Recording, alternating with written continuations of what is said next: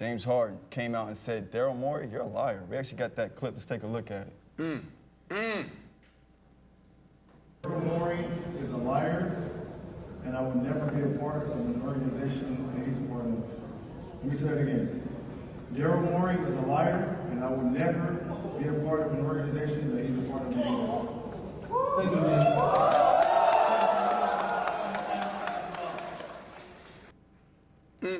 It's crazy. Now, this was actually over in China. He's currently on a trip in China right now. But I mean, he just, yeah, right. I mean, but he said what he said, right? He said, Daryl Morey, you're a liar, and I don't want to be a part of this organization. What's y'all's thoughts on this? No, and he said, I repeat. And then he ended with period. Yeah. When you say period, right. Yo, that's serious. That adds some emphasis to it, right? He said period. Ashley, how you feel about this? I'm 50-50. I think that there is truth to what James Harden is saying. You have to think about it like this. This is now the second big name that has refused to play for him. Obviously, the first situation that comes to mind is the Ben Simmons saga, where they refused to trade him. He showed up to training camp. They accused him of having the phone in his pocket. And that whole saga, he gets fined repeatedly for not showing up after a certain point. And then eventually he's traded to Brooklyn. Now, with that said, although the situation may be different, the foundation is the same. You have another big name that refuses to play for you. Now, there is another side of this, though. I don't know if James Harden thought that he was going to get traded. A trade was not available. That was to the liking of the 76ers, and now this is how he reacts. With that said, James Harden has to also understand.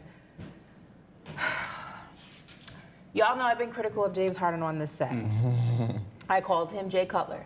You did. Okay. You did. I think that in the NBA, you can go ahead and move like a prima donna when there are results. And what I mean by that is if LeBron has X, Y, and Z demands, that's okay, because what does LeBron do? He wins. He brings you championships. So you are willing to deal with whatever outlandish or whatever demands he may have, whether big or small, because you know that 9 times out of 10, it's going to result in a win. That's right. James Harden has this mindset where he still thinks he is James Harden of Houston, James Harden of OKC, where he can throw out all of these demands. I don't want to be here anymore. I want to be traded. Oh, I want this. I want that. But there are no results to back up what he is demanding. James Harden hasn't won. James Harden hasn't shown that he is a reliable number 2 option. You saw that in the 76ers series. Joel Embiid goes down. You get one good game out of James Harden where you're like, oh, my God, this is vintage James Harden. And then what happens? He disappears. So you're asking for all of these superstar you're asking for all these superstar privileges without the superstar results. So I think a big part of this is that the situation in Philly is no longer to his liking. He's like, I want to go to LA. The trade to LA is not there. The Clippers don't need James Harden. They're set. They're good. The trade's not there. Philly's like, we can't trade you. There's no place for us to move you. James Harden says, find me a spot right now. There's no spot to find you. They say, we're not trading you, as you saw in that report that came out over the weekend. We expect him to be at training camp. Now James Harden is having a tantrum. Daryl Morey is a liar. I didn't lie. I said I would try to trade you. There's no place to move you. Well, we don't know that, right? Allegedly. That's how this is playing out to me. Right. So first off, I love how James Harden, like many athletes today, is controlling their narrative, right? So when you watch that video, what you saw is James Harden on his own platform telling his story. Not ESPN, not anyone else, not us, no one. This is where we're at right now. So I think, Ashley, we have to probably take a step back and actually ask James Harden for more. Because what did he lie about? That is the question. He lied about trading him, Brandon. No, but it's clear. James Harden wanted out of Philly. There could be more to it, though. No, it's very simple. It's very simple, I don't Brandon. think so. I don't think James Harden comes out like so. I made a list. You're giving him a lot of credit.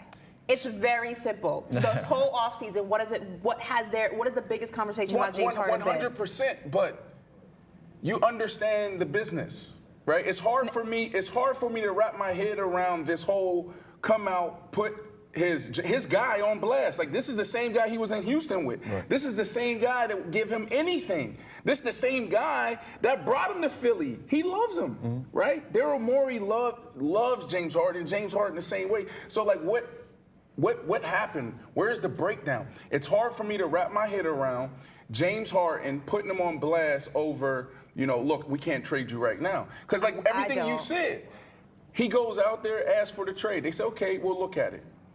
You have to be, you have to be aware of what the situation is. If the Clippers don't want you, or if they're offering peanuts for you, you can't expect the Philadelphia 76ers to let you go. So I think there's more to the story, and I want to hear more. Like, tell me, James Harden, even if that's the case, what did he lie about? I feel like, and again, this is speculation, we don't know, but if it walks like a duck, quacks like a duck, and 9 times out of 10 it's a duck. You have to look at it from the perspective of, it was all good July 4th. You saw the picture of them communicating privately on the balcony, having a conversation. Right. I am willing to bet it can't be a money thing because that situation has already gone ahead. That's right. And been rectified. James Harden has made it clear, or his camp has made it clear, that he does not want to be in Philly. It could be 2 situations. It could be that James Harden wants more money, the Philadelphia 76ers aren't going to give him money. It could also be, and if you look at all the things that have led up to it, that James Harden wants out by any means necessary. That's right. And the Philadelphia 76ers are not able to adhere to that request at this point in time. Right. But at some point, they told him, we're going to adhere to your request. Things happen. The market changes. Teams pull out of trades. Yep. Conversations die down. Once we're hot, now they're cold. And that's no longer an option. So the only 2 things, it's a money situation or it's a trade situation. Yeah. But I'd be willing to lean more towards the trade situation than I would be at the money situation at this point in time. Considering that, how do you see this ending with James Harden, between James Harden and the 76ers? Can I answer that first, Ashley? So I put a list together, and you guys can help me with my list. Yeah. The most pettiest people in sports and entertainment. Does anyone come to mind? Don't read my list. Don't go off my list. You? Okay, that's one. Okay, I'm messy. I'm known for being a little messy. I'm one, but I feel like I'm at the bottom of this chart. Do you have someone? That you said that's messy? Messy. I'd say Gilbert Arenas. Gilbert Arenas. Yes, 100%. Let's write Gilbert Arenas down. So let's write bro down. Boom. All right. So here's the list of most messy people in television, sports, entertainment. 50 Cent, will we all agree? Yeah, yes. We can Trump, agree with can that. we all agree Trump Definitely gets agree with messy? that, yeah. We got to talk about, is he messy? I think we can agree that he's messy. That's the first word that comes to mind when I think of him. What for about sure. the game? Yes, he's pretty Okay. messy too. And then you put Gilbert Arenas on. Ashley, you put me on there. James Harden now may be at the top of this list. So when you ask me, and you ask us what's going to happen next, it gets messier, right? He's known for saying, oh, things will get uncomfortable in Houston. And what happened? He got real messy, and he found himself Forced his way out of there. in Brooklyn. And now he said the same thing. So for him to look in the camera and say, period, I think it gets messier. Yeah. But Philly's in a tough spot. I can see the league coming together, similar to what happens in the NFL, Ashley, where guys come together, the owners come together like, yo, we can't let this happen. The running back market, let's all come together, let's control this. I can see the NBA owners coming together saying, we got to stop this, it's going too far. So I can see the 76ers holding on to James Harden, and James Harden just not there, and just finding them, say it is what it is. But now they jeopardize their relationship with Joel Embiid. So it's going to be interesting, Right, but it's that's a good definitely point. getting messier moving forward. Yeah, I mean, I definitely, here's the thing. If it's a trade situation, then he's going to go ahead and just sit out. Okay. Is what I'm leaning towards. If it's a money situation, because you have to remember, he did take less money in the hopes of getting a bigger deal, right? Was it the season before last, he took less money Right. in hopes that this time around he would get paid? It could be that Morey's a liar and is not paying him after he said, look, if you take less money, we'll go ahead and take care of you the following off season. That actually sounds like a realistic scenario. So it's literally one of these 2 things. Is Daryl Morey promised that he would trade James Harden, he's not trading him, or Daryl Morey promised he would pay James Harden and he's not paying him. Those are the only 2 options, I feel like. Yeah. Anything else would be ridiculous. But I love what you said earlier. I know we got to move forward, but I love what you said earlier. It's like you're asking for superstar privileges, but you're not giving superstar.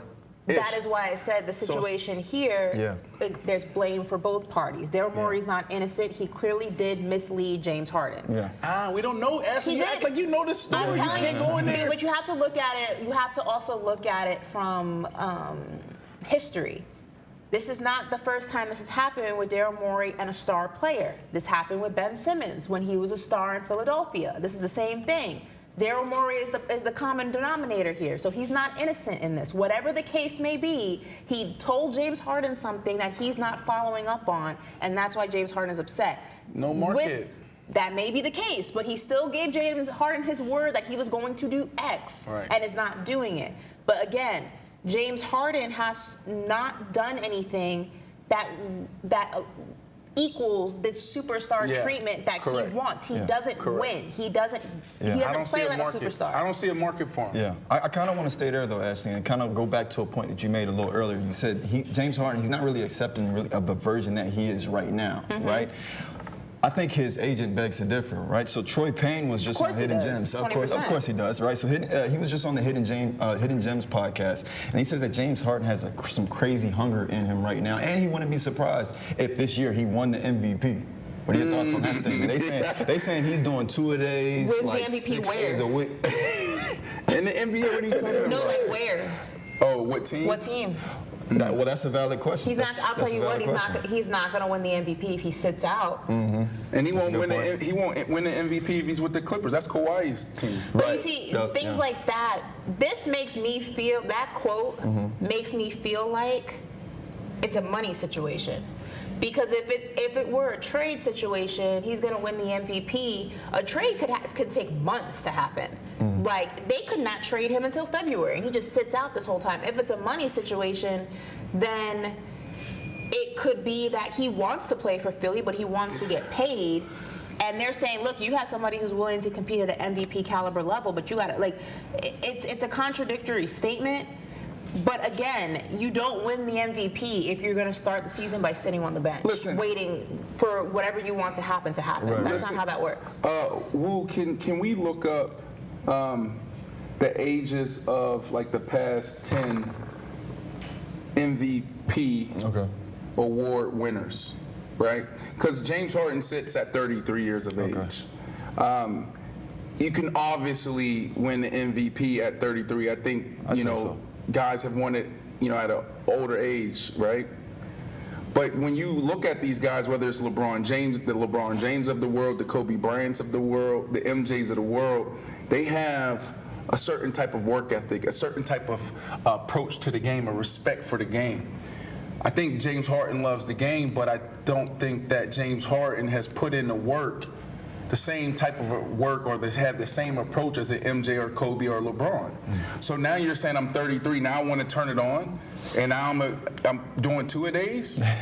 I don't believe it. I'm not buying it. Right now, I'm selling all James Harden stock, and I'm a big fan of James Harden. As far as his game, I love it for street ball, but now if I'm starting an organization, I'm not betting nothing on James Harden, not at this point. You haven't shown me anything, what you've shown me, and I hate to say this, y'all know I hate doing this, but I gotta do it.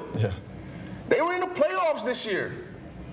Buddy was in Vegas on his off day. He had a couple days in between. Now players do things all the time.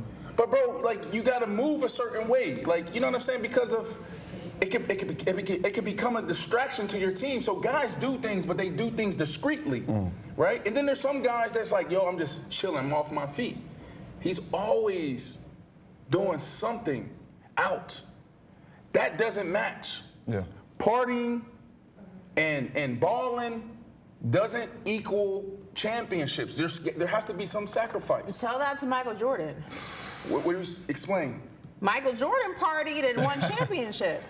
It's not, again, James Harden's extracurricular activities is not an issue. Yes, it is. It's not an issue. It's not an issue for me, and I'll tell you why. Yes, it is. Because it wouldn't be an issue unless it were an issue. What I mean by that is it's not an issue unless you allow it to be an issue. We have seen guys be able to party, enjoy the off season, and win. I just named Michael Jordan. So okay, let's talk about Michael Jordan. Has Michael Jordan ever looked like James Harden? That's my point. But here's my point: is that it's only an issue because James Harden allows it to override his craft. And that's why it's an issue. But it wouldn't be an issue if he were able to be disciplined to balance the two. It wouldn't be an issue if one took the back seat to the other. It wouldn't be an issue if he didn't allow it to be an issue. I'm not going to say that it's not. It's a problem for guys to be out there living their life. He's a grown-ass man. He should be able to multitask and be able to do different things. Listen, but it's an issue because he allows it to be an issue. Look, basketball culture is totally different than football culture. I get it 100%. You know, I've been in locker rooms with dudes smoking the night before the game, or hell, driving to the game or drinking, certain things like that. Marshawn Lynch comes out and he says, you know, this past year, he used to take a shot and a half of Hennessy, Crown Royal, right, before the game. So I get that, but Marshawn Lynch is probably going to be a Hall of Famer. Marshawn Lynch delivered every time he stepped on the foot. That's my point. So what I'm saying is, it's almost like the Ocho versus science conversation that we've had on this platform for a very long time, right? So me and Ocho sits on total opposite ends of the spectrum here. I'm talking about how you need to invest in your body, take care of yourself, and kind of create a healthy lifestyle around yourself so you can reach peak performance. Ocho saying, I went out there and had McDonald's, and I still put up those same numbers, right? And so I say that because there's some guys that are anomalies. There's the Champ Baileys of the world, the Julius Peppers of the world that never stretches. There's the Michael Jordans of the world that can stay up at night gambling and still go out there and drop 35, 40. He hasn't shown that, so that's why I'm saying it's a problem for him. But you're better off, right? Like if you, right now, if you had, you know, let's say 10 first-round picks sitting here, would you tell them, hey, live this healthy lifestyle? Or, you know, look, go out there and you can party, you can drink, you can do all the things you want to. Which path would you push them down? Of course, a healthy lifestyle, but we saw James Harden has always been this James Harden when it comes to his extracurricular activities. He was hooping in Houston, doing this exact same thing. Younger. But that's my point. It's a different level of discipline that is required of you if you're going to continue that while being an active athlete. You cannot stop men, grown men who make a crap load of money from going out and enjoying it. But you would expect an athlete of the highest caliber to be able to balance those, and he has not been able to successfully balance it. So we're saying the same thing. It's not from the exact same thing. It's about balance. It's not about doing it. It's not about not doing it. If you do it and you can still go out there and drop 40, God bless you. If you